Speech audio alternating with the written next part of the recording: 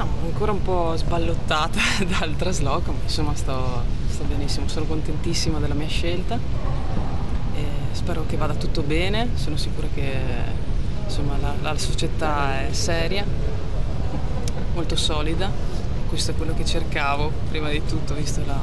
brutta esperienza di Modena, e poi sicuramente la scelta è caduta anche per un fatto insomma, logistico, anche con la bambina è stato meglio per me venire a casa.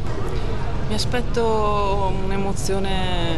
grandi emozioni, già l'ansia c'è per il semplice fatto di giocare tra tutta la mia gente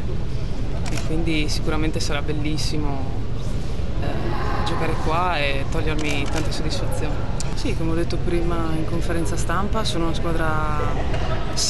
squadra giovane, tranne la sottoscritta, con grande potenzialità.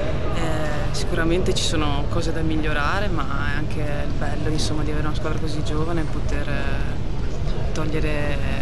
vedere una giocatrice così con grande potenzialità, come ho detto, migliorare nel corso del campionato e toglierci qualche soddisfazione alla fine, perché no?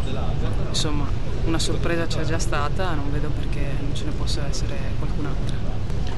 Ma spero di portare un po' della mia esperienza, la porterò sicuramente per aiutare qualche giovane in campo,